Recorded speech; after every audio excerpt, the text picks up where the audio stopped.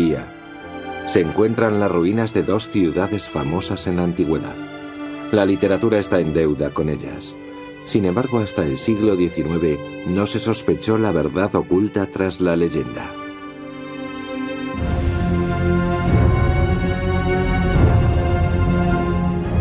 La primera de ellas, Troya, evoca episodios míticos recogidos por Homero en su poema épico La Ilíada. La segunda ciudad es Pérgamo, un brillante centro cultural famoso por su bella arquitectura y su amor a la sabiduría.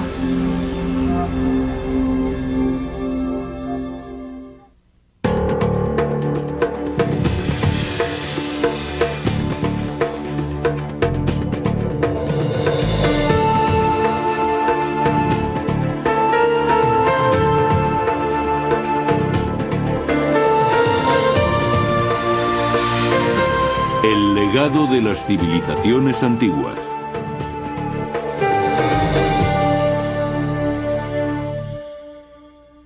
Troya y Pérgamo. La guerra de Troya.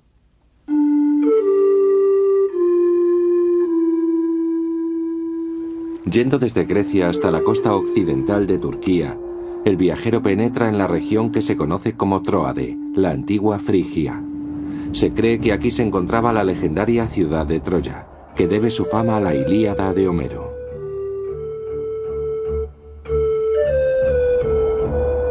El gran poeta Homero reunió y embelleció historias, y las contó para recrearlas.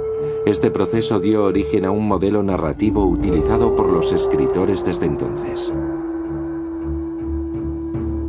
Homero relató el sitio de Troya en su poema épico La Ilíada. A través de los siglos, la Ilíada inspiró a muchos literatos y dio origen a famosos mitos, así como a obras de teatro de la Grecia clásica. La poesía de Homero domina en muchos ámbitos. Los atenienses del siglo V a.C. tomaban a Homero como fuente para sus obras. Los historiadores se basaban en él como el primero de los historiadores, empezando por la guerra de Troya. Otro nombre vinculado a Troya es el de Heinrich Schliemann. Su nombre es inseparable del de Troya, como supuesto descubridor de sus ruinas. Nacido en Alemania en 1822, Schliemann no era un arqueólogo profesional. Perseguía el sueño de su infancia y dedicó la vida entera a resucitar la Grecia antigua. Durante muchos años, los historiadores y los arqueólogos creyeron que Troya se encontraba en la región de Tróade, al sur de la llanura del río Escamandro, en lo que hoy se conoce como Bunarbasi. Schliemann, aficionado a Homero, se sirvió de él como guía. Se dirigió a Bunarbasi para comprobar in situ lo que el poeta había escrito.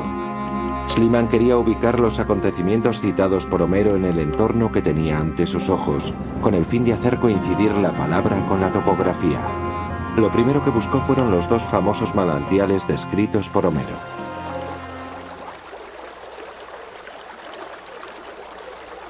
En Bunarbasi había como poco 34 manantiales.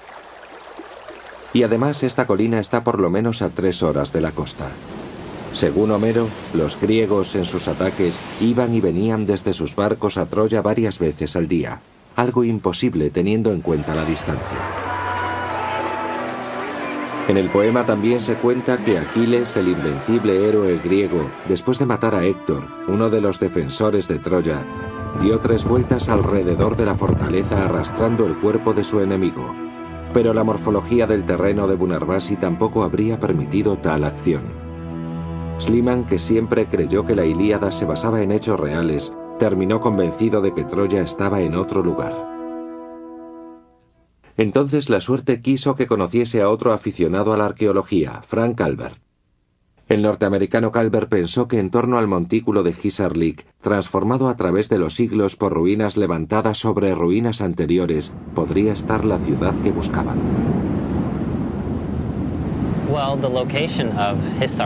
Hisarlik, o la ciudad que creemos que es Troya, está en una posición estratégica, ya que esta ciudad controla el paso entre el Egeo y el Mar Negro. Es muy probable que allí hubiera un puerto de gran importancia para el comercio de metales, posibles rutas pesqueras y demás. Desde luego, era un puerto muy importante. Calvert persuadió a Schliemann de que el montículo de Hisarlik, que significa fortaleza en turco, era el lugar en que debían iniciar las excavaciones. Llevado por su sueño, Schliemann decidió seguir su instinto. En cuanto subió al montículo de Hisarlik, vio que aquella era la ubicación natural para una ciudad con su baluarte. Desde esta posición, bien fortificada, se podía dominar toda la llanura circundante.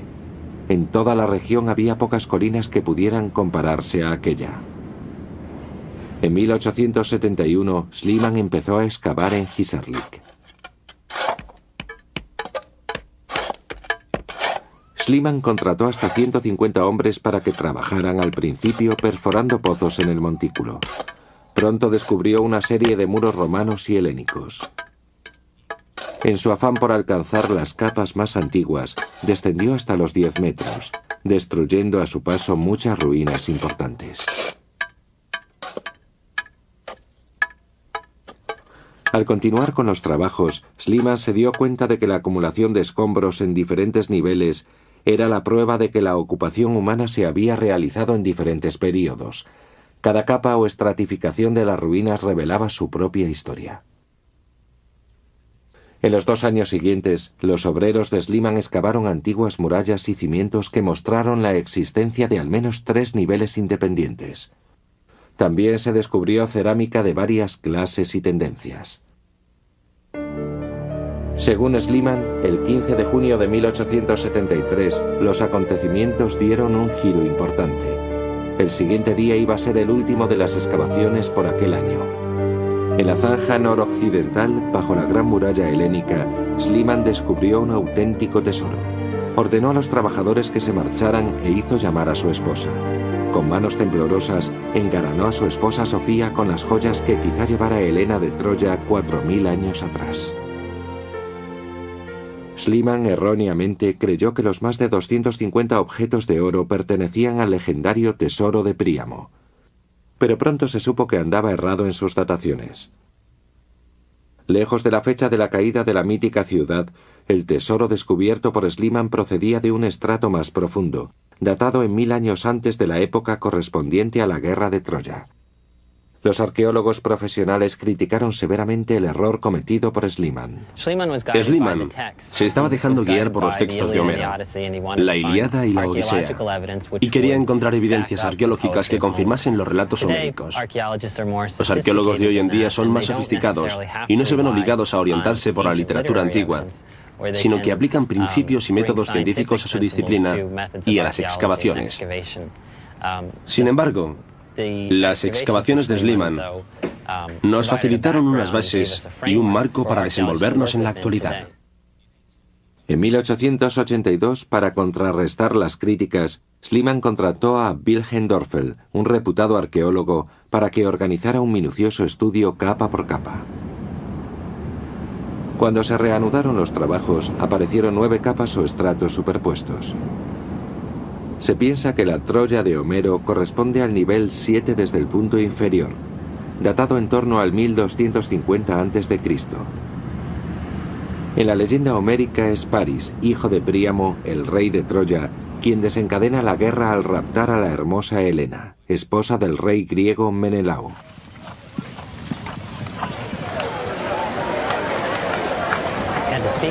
Es una equivocación hablar de la guerra de Troya como si fuera una sola.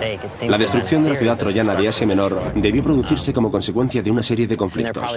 En Troya estaría concentrado el control de las rutas de acceso del mar Mediterráneo al mar Negro, y las fuerzas occidentales ambicionarían apoderarse de esa zona estratégica.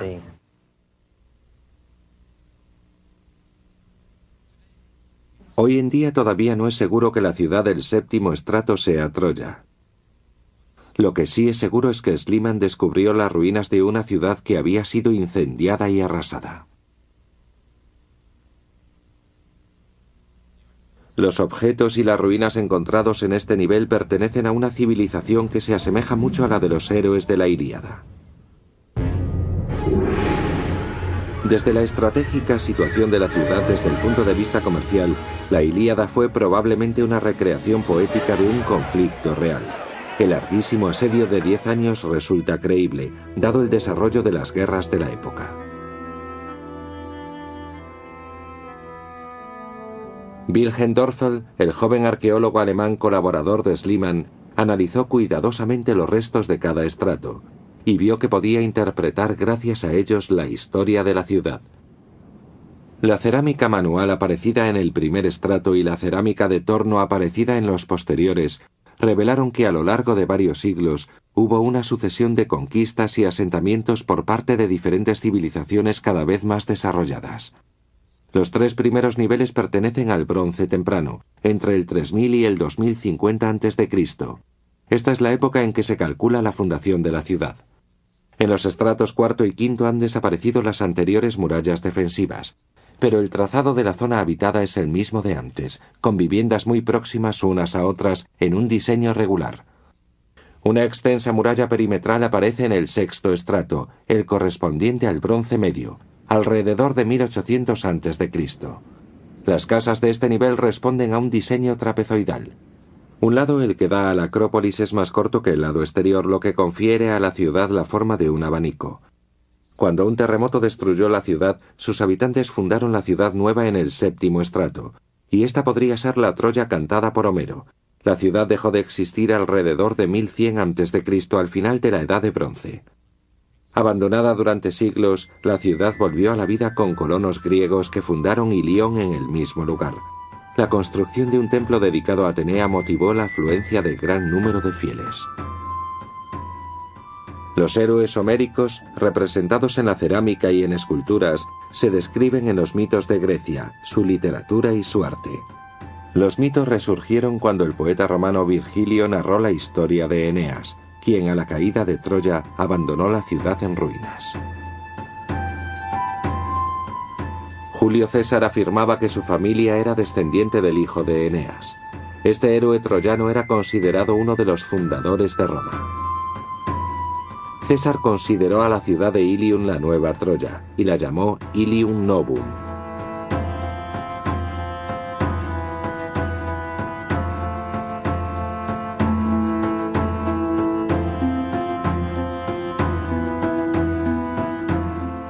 Para César, la reconstrucción de Troya representaba un regreso de los descendientes de Eneas a su hogar ancestral.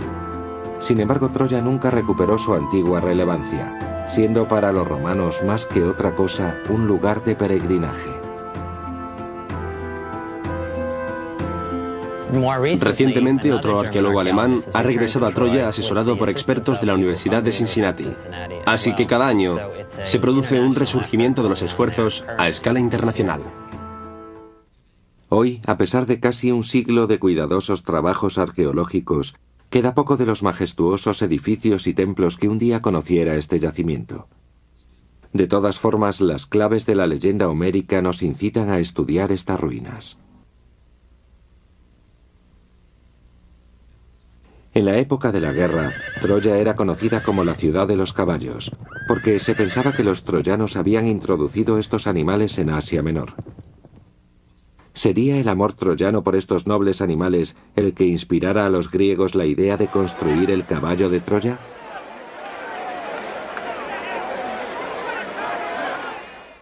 Otra clave en la mezcla de hechos reales con la ficción es que la ciudad del estrato 7 fue levantada sobre las ruinas de una ciudad anterior destruida por un seísmo. Poseidón era el dios de los terremotos, pero era también el protector de los caballos y a menudo se transformaba en uno de ellos. Entre los vencedores se encontraba Palamedes, el inventor de la balanza y otros sistemas de medidas, y también inventor del juego de damas, para no caer en el aburrimiento durante el asedio. El juego no se ha extinguido en estas latitudes, a los turcos les encanta y lo practican con asiduidad. Si Troya nunca recuperó su importancia, otra ciudad de la misma región, llamada Pérgamo, se convirtió en un centro destacado de la cultura griega. Pérgamo fue fundada en el siglo VIII a.C., en una escarpada colina sobre el fértil valle del río Caibos, a 24 kilómetros de la costa. Capital de un próspero reino helenístico, fue una de las más importantes ciudades antiguas de Asia Menor. En los siglos III y II a.C., los gobernantes de Pérgamo transformaron la ciudad en un destacado centro de la cultura griega. Toda la ciudad fue construida con gran precaución sobre una serie de terrazas naturales. La ciudad está dividida en dos zonas.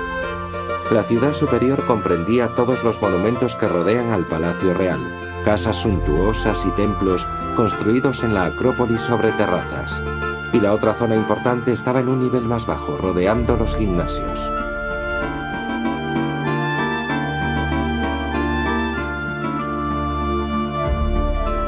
En el nivel superior se hallan las ruinas del templo originalmente dedicado a Zeus.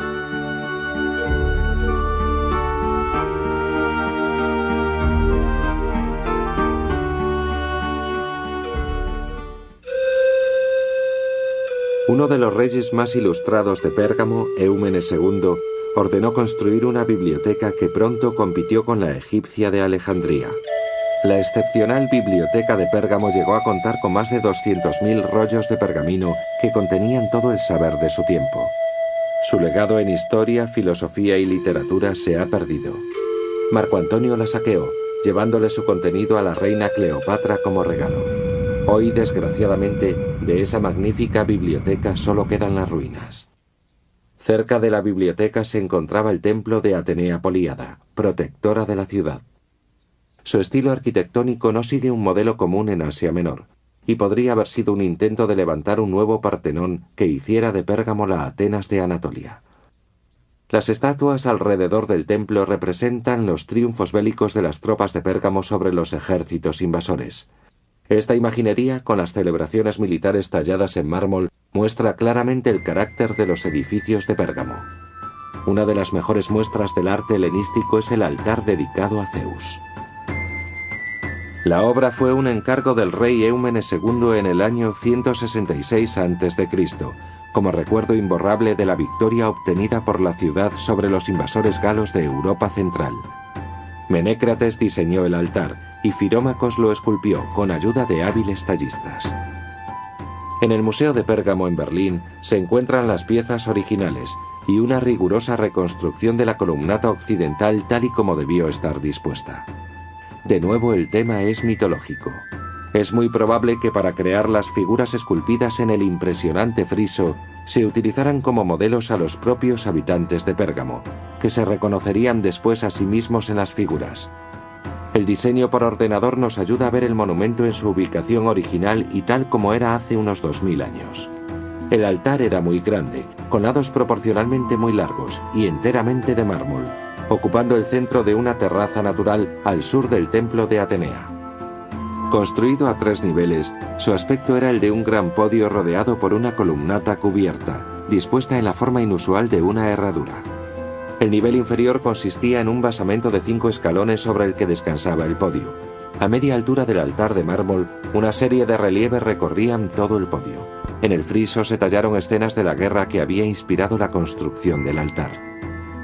La construcción no era particularmente grande en proporción a los humanos, y sin embargo, el efecto del conjunto debió resultar grandioso.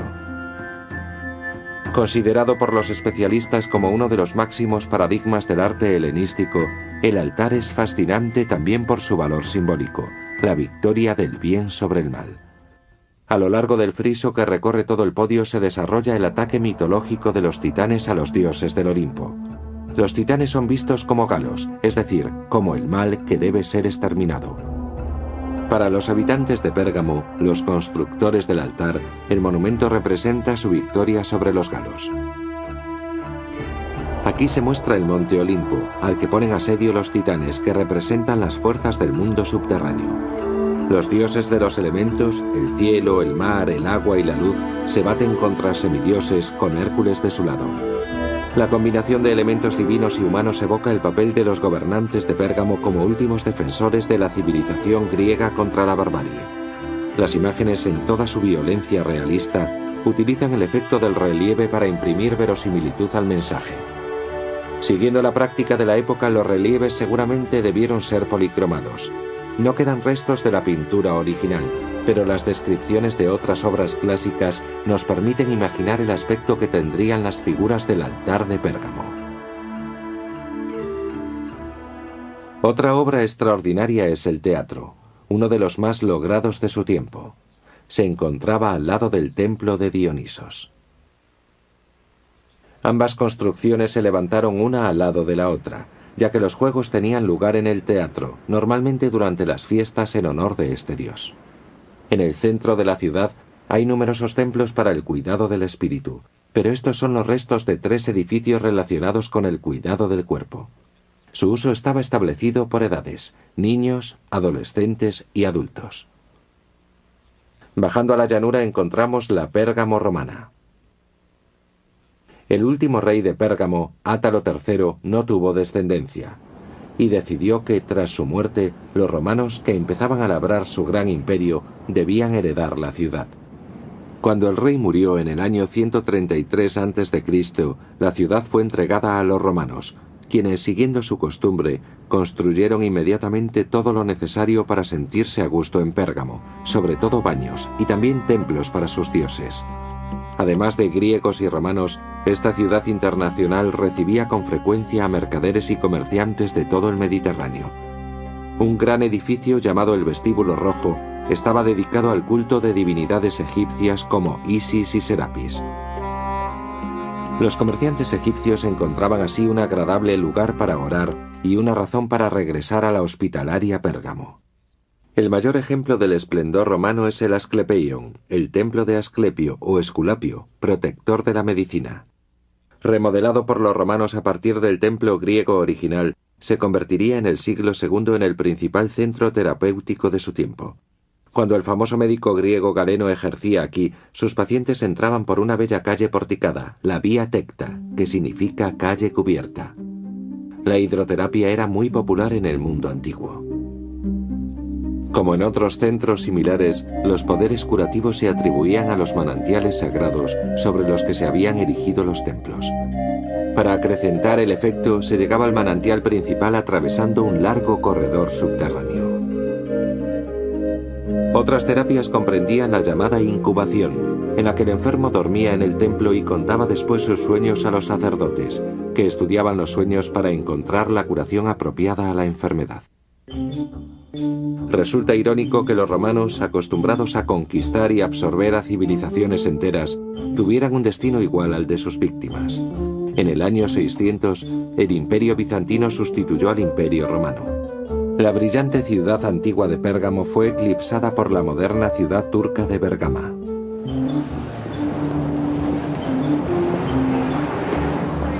El arte y las hazañas de los tiempos heroicos siempre consiguen emocionarnos.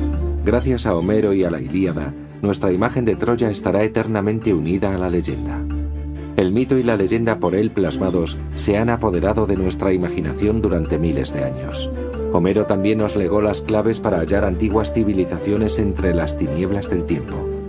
Nuestra comprensión de la Grecia antigua está sometida a continuos cambios que dependen de las reinterpretaciones de las viejas fuentes, así como de nuevas excavaciones. Los trabajos arqueológicos en Troya, Pérgamo y otros yacimientos han desenterrado los vestigios físicos de nuestra historia, descubriendo los fundamentos de la civilización que llamamos occidental.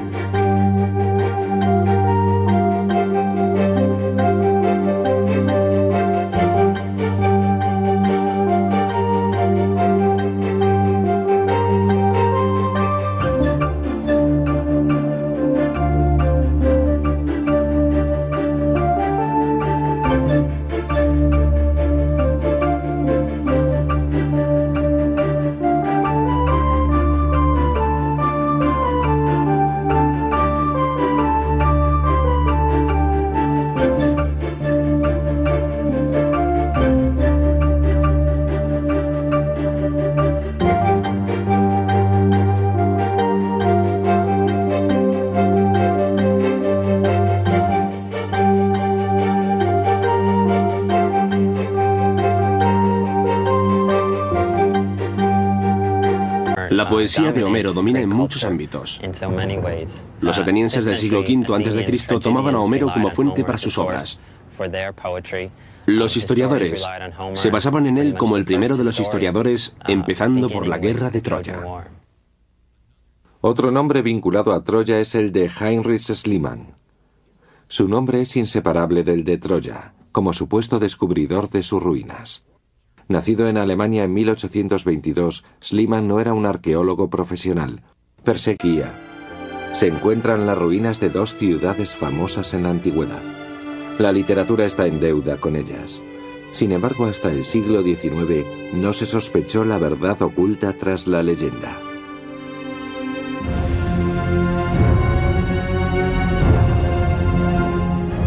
La primera de ellas, Troya, evoca episodios míticos recogidos por Homero en su poema épico La Ilíada. La segunda ciudad es Pérgamo, un brillante centro cultural, famoso por su bella arquitectura y su amor a la sabiduría.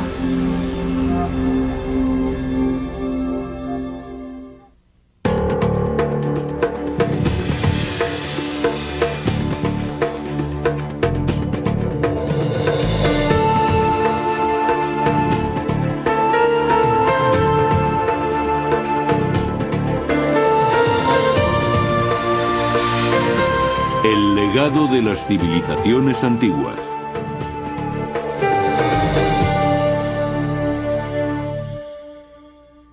Troya y Pérgamo. La guerra de Troya.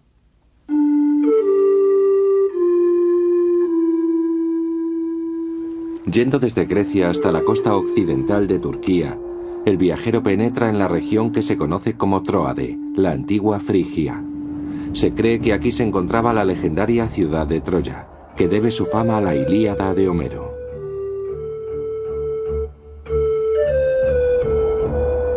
El gran poeta Homero reunió y embelleció historias, y las contó para recrearlas.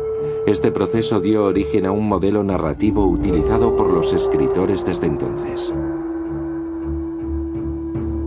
Homero relató el sitio de Troya en su poema épico La Ilíada. A través de los siglos, la Ilíada inspiró a muchos literatos y dio origen a famosos mitos, así como a obras de teatro de la Grecia clásica.